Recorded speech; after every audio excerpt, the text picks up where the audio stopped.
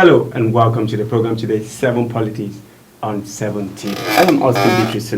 Well, it's a new week, and of course, if you find the week so intense for you, intriguing is a normal thing. We are in the political season, and as you know, in political season like this, you keep getting all of these complications and reactions because the environment is getting heated. The various political parties are putting their acts together for the struggle of the seat of power. Well, let's put it straight to you also in the struggle of power. The in Ekiti State, Biodun Oyebanji has been sworn in as the new governor of the state. Kayodena is not, former governor, as we put it that way. Congratulations to His Excellency Biodun Oyebanji and also the Labour Party.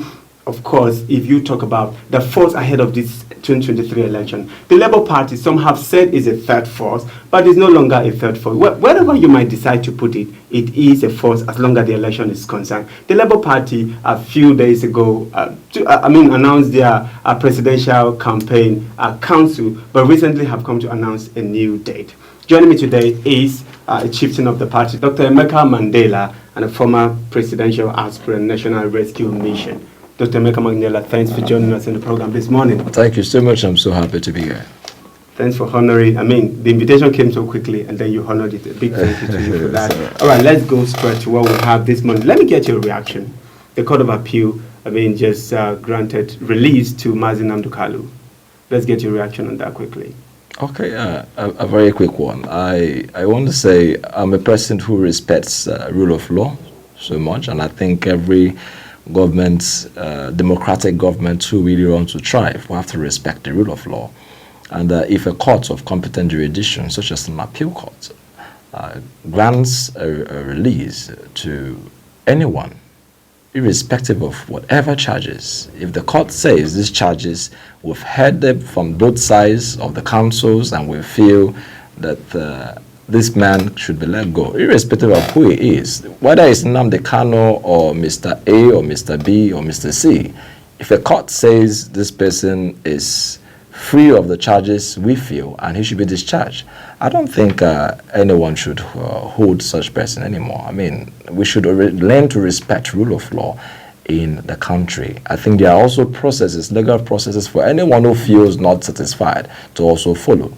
But for the fact that courts have pronounced such, it should be respected.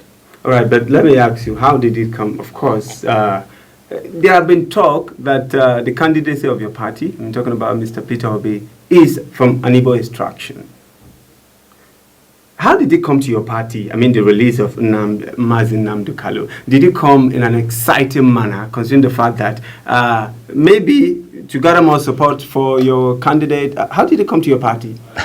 Anyway, my party has never seen the tribe of our presidential candidate as a source of strength or a source of advantage. We only see the competence and capability and past antecedents of our candidates as a source of strength. So we don't rely on the fact that Mr. Peter Obi hails or comes from the Igbo extraction to hold on to our strength. Rather, we rely on the fact that this man is a man who is competent, who has good character, and who his past record and antecedents has proven to be a better person than the other three that we have that has been offered to Nigerians. But his release was, was a good one for your party. Well, we cannot say, that's why I'm telling you. You see, when you talk about release of Nnamdi Kanu, I say Nnamdi Kanu is like every other Nigerian who is being held and is being released by a court. Of course, if anybody is being held and released by a court, anybody who respects rule of law should respect what the court has just done. So it's not about it being a surprise or taking anybody unawares. No, he's like every Nigerian that should be free if a court says he should be free. All right. Your party just announced another date as against the former date that it announced for its presidential campaign council. What happened? Why the change of date? And also we're hearing a lot of back and forth in your party. Some people feel aggrieved or betrayed. Is it true? Why the change of date and why some of those, there seems to be some squabbles in your party? No, I will not agree when you say there seems to be some squabbles. Actually, you see, there are every human is actually made to have errors. And if, for instance, our campaign council list, where I think there are few aggrieved elements, persons rather, sorry, that are not happy, is not because of any intentional act, but maybe I would say it's an omission. Like His Excellency has even come out openly to say it's an omission, right? Whoever was in charge of probably typing the list, because of the human factor, everyone might not have. What if I tell you that my name is not on the list, but because I know that it's an omission, I'm not aggrieved. Are you saying that it's because we saw that the likes of Pat Tommy, his name was not also there? Yes. So is that an omission also? Typographical error. I mean, we need to get this issue because you see, Nigerians are asking questions, all right? And if you go on this the media space, social media space, some of these things are trending, and people are beginning to wonder why. If your party cannot handle, little issues like this that has to do with, selection of names for campaign, how are they able to handle the big issues? Nigeria, of course, is an issue on itself. And so those are the questions that are... No, of course. You see, we can't equate computing of a list of names with the issues of Nigeria. Is it just computing of lists of names? Yes, it's just computing of list of names, right? You see, we had a list of above 1,200. Right, so trust me, if I give you that assignment of computing names of above 1,200, you might have some difficulties in skipping number 5, number 6, number 7. See, these are just fundamental errors, human errors that I think no one should be crucified about it. And the national chairman of our party, Barrister Julius Abure, has come out to say, I take the blame of whoever did this error, so please absorb it. It will be corrected.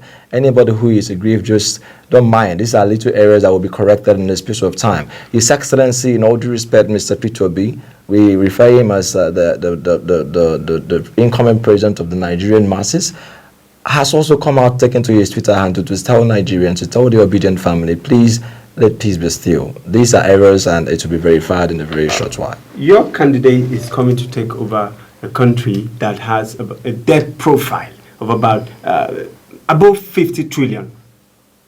Of course, servicing debt is about 2.5 trillion. Now, the big question is this. How is he able to handle? You listen to what the former governor of Central Bank said, Sanusi, that Nigeria is pushing to the brim. Yes. And he's at the mercy that he feels that he says he has pity for anybody who is taking over. He has pity for that. So the big question is, it's not just entering the seat of power. In fact, he said it's a pity, like you said. How is your candidate? Of course, we saw his 7-point agenda, rescuing and uniting Nigerians, moving Nigeria from a consumption to all of. But the question is how. How is he able to do that, considering the state of the country? That brings us to why we are promoting him. That brings us to why we say he's the better candidate. That brings us to why we say it's not about my turn, it's not about my tribe, but it's about who we feel can actually rescue Nigeria from this debt profile which you're talking about. Now, you see, Mr. Peter Obi is being sold majorly, based on two things. One, his past record in saving, his past record in clearing of debts in Anambra State. He was a governor who came in and incurred debts, and when he was leaving, he cleared all the debts. And did not just clear debts, he left deficits, a loss of money. He saved a lot. So we're looking at somebody who is going to be more of, who understands the economy, who understands how to save. And we look at Peter Obi as someone, again, who is very, very, very economical with funds. He's not someone who is extravagant with funds. He's not someone who is wasteful, in quotes. We've seen a government over the years that are very wasteful. When I talk of wasteful, if you look at the budget, the current budget, of the feeding allowance of Mr. President and Vice President, it will alarm you. It runs into billions. If you look at the current budget of traveling allowance, it runs into billions. These are things that could actually be cut down. They are things that are wasteful, that money can be saved from all these areas. Your candidate said he's moving Nigeria from a consumption economy to a productive one. Absolutely. But he is one of the biggest importers of consumable product. Yes. Well, some have said that is a hypocritical statement. But let me bring the issue of security. You know where we are right now. And it's been said that, like, you listen to... Let's touch that a little.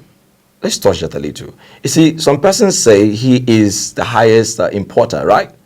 And do you know that he derived the energy, he derived the ideology of talking about changing Nigeria from consumption to production because he has seen, as a private entrepreneur, the enormous waste, the enormous disadvantage Nigeria faces by importing things, because he has seen this, he has experienced it firsthand, and he knows if anyone can tell you that Nigeria will gain more from local products than external products, he is in a better position because he has handled exporting, or importing rather, at the highest level. And he's telling you now that, look, these importations of things into Nigeria is not going to do us more good. I think with my experience and expertise of how other countries benefit from importation, if we start exporting our local products, I tell you as a businessman, Nigeria will grow from whatever it has. As a security issue before we round up the program, how would your candidate handle the issue of police brutality? A lot of those questions have been coming up and people are posing the question.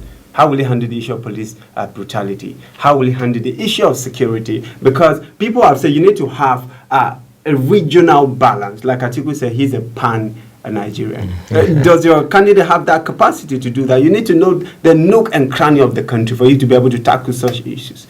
Is your candidate ready for that big issue, and how will he handle that? Of course. You see, Mr. Peter B is someone who is, I call, more qualified in the aspect of he is more ready to move this country forward. And you see, we are faced with two major situations in Nigeria currently, security and the economy. And now, because you've talked about security, it let us remind ourselves that Mr. Peter Obi, as governor of Anambra State, the then IGF police, I think, once recorded Anambra as the safest state in Nigeria under the watch of Mr. Peter Obi. This was a state that was then bedridden with a lot of crimes. Anambra or Onitsha, for instance, was one of the worst cities you can want to go to. But under the watch of this said Mr. Peter Obi, the IGF police, who is the chief of police, gave a clear announcement that Anambra was the safest haven to be to or to visit. Now, I've not finished. Peter Obi also, in the bid to restructure policing, you see, there is one aspect of policing that he will be bringing to bear. You know, in our country, we have not many personnel that are in the police force. But it's not about even the personnel that are in the police force, but it's how they are structured. And that is why when we are talking of restructuring the police network, it's not... Will your candidate restructure Nigeria? I'm coming. When we're talking of restructuring the policing manpower or structure or network, it's not just recruiting more men or community policing per se, but we are saying even the current manpower we have is not being utilized well. What do I mean? Currently now we have, assuming we have 5,000 policemen in Nigeria, you see that out of these 5,000 policemen, 4,000 are actually guarding VIPs and 1,000 are guarding the communities. Now I want to ask you, how do you want to solve insecurity when in a community you have one big man using 15 police and the entire community you have only 5 policemen guarding all of them? How do you want to checkmate insecurity? How would your candidate bridge It's very simple. Former Inspector General of Police have tried this before, but the will of the president to actually enforce this or make this happen has been poor. We have had IGs of police that comes out and say, I want all police personnel guarding VIPs to be reduced to 2-3 at most, and let these police personnel be repositioned back to communities where they can still guide the VIPs guide the people. So your candidate will restructure the Of course. All right, I think we need to end here. Dr. Mandela, I'm so sorry, time is against us. Next time we invite you so that we can talk about some of these issues that are, of course, penitent to Nigeria. Thank you so much for joining us today. Thank you so much. All right, that's all we can take for the program today. 7 Politics. I've been speaking with Dr. Mandela, a chieftain of the Labour Party and the former presidential aspirant of Rescue Nigerian Movement. Thank you so much. Join us sometime next week as we bring you other heating conversation. I'll still be True.